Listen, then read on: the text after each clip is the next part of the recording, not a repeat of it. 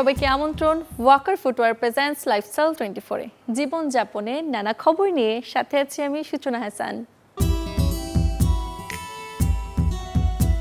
কথায় আছে চিন্তার চেয়ে চিতার আগুন ভালো।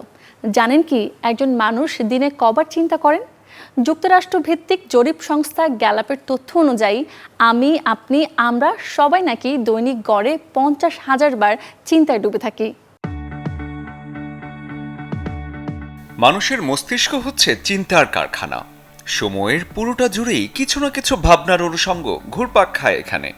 সব ভাবনাগুলোই কি কাজে দেয়? নানা চিন্তার মধ্যে ভালো মন্দ দুই কিন্তু থাকে। এগুলোর মধ্যে কিছু বিষয় খুব সহজেই হারিয়ে যায়, আর কিছু চিন্তা টিকে যায় ভবিষ্যৎ পরিকল্পনা হিসেবে। এত সবের মাঝে চিন্তার শুরু আর শেষটা গুলিয়ে যায় অনেক সময় অনেকের। চিন্তার চিতা আর ভাবনার পায়রা, সবকিছুর মূলেই কিন্তু সুখে থাকা আর ভালো থাকা। তবে সুখ আর ভালো থাকার ধারণাটা পরিষ্কার হওয়া দরকার সবার। সুখে থাকা বলতে আমরা অনেক সময় মনে করি যে আমার কাছে সব থাকতে হবে, সেটা গাড়ি বাড়ি, তারপরে পৃথিবীর যত ধরনের প্রাচুর্য আছে সব কিছু আমার হাতে নাগালে থাকবে। এবং ভালো থাকাটার মানে হচ্ছে যে আমার মনে প্রশান্তি আছে, আমি আমার চারপাশে মানুষগুলোর সাথে একটা সুন্দর সম্পর্কে আছি, এবং আমার যা আছে যতটুকু আছে সেটাতে আমি ভালো আছি। যখন আমি ভালো থাকতে চাইছি তখন যেটা আমার প্রয়োজন, যেটা না হলে না, সেখানে আমি হয়তো ফোকাস করছি। সো সুখে থাকা এবং ভালো থাকার ভিতরে অনেক সময় আমরা গুলিয়ে ফেলি। ভাবনার খোলা জানালায় দুফোঁটা শিশির বিন্দু অনেকের কাছে যেমন আনন্দের, তেমনি কারো কাছে বিষাদেরও বটে। আর সেজন্য ইতিবাচক চিন্তা ভীষণ জরুরি। আমরা সবাই কিন্তু মনে করি যে আমি পারি না, আমার দ্বারা হয় না, আমি গুরুত্বপূর্ণ না, আমি ভালো ছেলে না, আমি ভালো সন্তান হতে পারিনি। সো এই যে নেতিবাচক চিন্তাগুলো যখন করছি তখন কিন্তু এই নেতিবাচক চিন্তাগুলো আমাকে কোনো একটা কাজ করতে গেলে বাধা দেয়। অবশ্যই ইতিবাচক চিন্তা প্রয়োজন। যে কোনো প্রবলেম সলভ করার জন্য আপনার যদি ইতিবাচক চিন্তা থাকে সেটা আপনার আত্মবিশ্বাসকে বাড়িয়ে দিবে।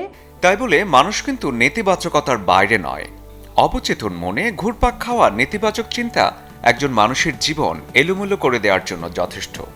গবেষণায় দেখা গেছে যে কনশাসলি আনকনশাসলি 50,000 বার চিন্তা করি, তখন অবশ্যই আমার নিজের সম্পর্কে নেতিবাচক চিন্তা হচ্ছে। চিন্তা আসবে না সেটা না, আমাদের চিন্তা চলেই আসে, বিকজ আমাদের জীবনে প্রত্যেকটা মানুষের জীবনেই কিছু না কিছু ট্রমার হিস্ট্রি আছে। তো যার কারণে নেতিবাচক চিন্তা আসবে, কিন্তু সেগুলোকে ডিল করাটা খুব প্রয়োজন। আমার আপনার সবার জন্যই সময়টা 24 ঘন্টা। এই সময়ের মধ্যে থেকেই সময়কে উপভোগ করতে শেখাটা জরুরি। শরীফুল হক, চ্যানেল 24। শারীরিক সুস্থতার সাথে ত্বক ও চুলের সমস্যার সমাধান সবকিছুই ঠিক রবে একটি মাত্র পানীয় নিয়মিত পানে। কোন পানির কথা বলছি আমি? চলুন জেনে আসি। প্রচণ্ড গরমে তৃষ্ণা মেটাতে অনেকেরই ভরসা ডাবের পানিতে। কেউ বা শরীরের ক্লান্তিভাব দূর করতে পান করে থাকেন ডাবের পানি। আবার সৌন্দর্য সচেতন নারীরাও রূপচর্চায় ব্যবহার করেন এই পানীয়। সকালে ঘুম থেকে উঠেই অনেকে চা কিংবা কফি খেয়ে থাকেন। এর পরিবর্তে সকালবেলা খালি পেটে 1 গ্লাস পানি কিংবা পানির বদলে ডাবের পানি পান করলে এটি হজমে সহায়তা করবে। এতে থাকা ম্যাগনেসিয়াম শরীরে ইনসুলিনের মাত্রা ঠিক রাখে। নিয়মিত ডাবের পানি পানে ব্লাড সুগারের মাত্রা থাকবে নিয়ন্ত্রণে। পুষ্টিবিদদের মতে ডাবের পানি খুব সহজেই হজম হয়, সেই সাথে এটি শরীরে ক্যালসিয়াম, ফসফরাস এবং পটাশিয়াম সমানভাবে সরবরাহ করে। তাই ওয়ার্কআউটের পরে পান করতে পারেন এই পানীয়। 1 কাপ ডাবের পানিতে থাকে 3 গ্রাম ফাইবার, যা শরীর থেকে বজ্র পদার্থ নির্মূল করে শরীর রাখে সুস্থ। হাড় শক্তিশালী এবং হাড়ের স্বাস্থ্যের উন্নতি ঘটাতে ডাবের পানি বেশ কার্যকরী। এতে থাকা ভিটামিন এ এবং সি যা ত্বককে করে গ্লোয়িং। এছাড়া এই 2 ভিটামিন চুলের গোড়া মজবুত রাখতেও সাহায্য করে। যাদের ত্বক শুষ্ক ও অমলিন, ক্লিনজার বা প্রাকৃতিক টোনার হিসেবে ব্যবহার করতে পারেন ডাবের পানি। এতে থাকা অ্যামাইনো অ্যাসিড ত্বককে করে উজ্জ্বল ও সুন্দর। সানবার্ন এবং ঠোঁটের কালচে ভাব দূর করতেও বেশ সহায়ক ডাবের পানি। ডাবের পানি দিয়ে তৈরি ফেস প্যাক মুখে দিতে পারেন। এটি ত্বকের পোড়াভাব দূর করবে, সেই সাথে ত্বক করবে ব্রাইট ও গ্লোয়িং। ব্রণের সমস্যার সমাধানেও দিনে কয়েকবার ডাবের পানি দিয়ে মুখ ধুতে পারেন। এতে ব্রণ কমবে তাড়াতাড়ি, চেহারা হবে ব্রণ ও দাগমুক্ত। Desk report, channel 24। এবারের আয়োজনটা বাবা মায়েদের জন্য, কারণ তাদের যে আদরের শিশুটির হাত পায়ের নখ কাটা নিয়ে থাকতে হয় ভয়ে কিংবা টেনশনে। নরম কোমল হাত পায়ের নখ কাটার জন্য চাই সাবধানতার অবলম্বন। এছাড়াও আরও যে বিষয়গুলো লক্ষ্য রাখা উচিত জানাবো তা। ছোট শিশু বলে যে নখ কাটা গুরুত্বপূর্ণ না, এমনটা ভাবার কোনো কারণ নেই। বরং শিশুদের প্রায়ই মুখে আঙুল দেওয়ার এক ধরনের প্রবণতা থাকে, তাই নখ পরিষ্কার করার পাশাপাশি ছোট করে কেটে রাখাটাও জরুরি। কখনো নখ বেশি গভীর করে কাটার কারণে নখের নিচের চামড়া অরক্ষিত হয়ে পড়ে, কখনো নখের কোনা দেবে যায়, কখনো নখ ভেঙে যায়, রক্তপাত হতে পারে। তাই নখ কাটার বিষয়ে বিশেষ করে শিশুর বেলায় সাবধানতা অবলম্বন করা উচিত। শিশুর নখ কাটার জন্য ধারালো কাঁচি বা নেইল ক্লিপার ব্যবহার করতে হবে। ব্লেড বা ভোঁতা কিছু নয়।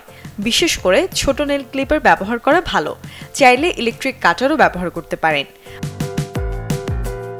পানিতে ভেজানোর পর নখ সবচেয়ে নরম থাকে, তাই গোসলের পরই নখ কাটার সর্বোত্তম সময়।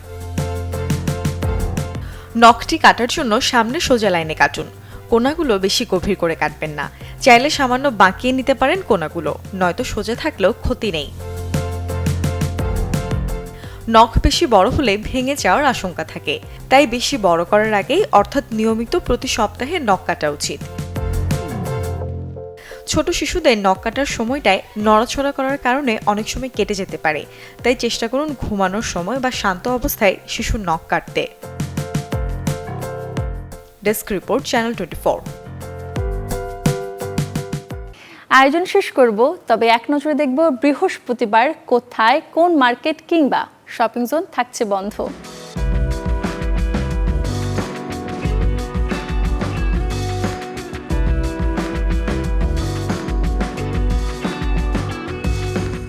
এই ছিল ওয়াকার ফুটওয়্যার প্রেজেন্টস লাইফস্টাইল 24-এর আজকের আয়োজন। জীবনযাপনের নানা খবরের সাথে দেখা হবে আগামীকাল। সে পর্যন্ত সবাই ভালো থাকুন, সুস্থ থাকুন, অবশ্যই চোখ রাখুন চ্যানেল 24-এর পর্দায়।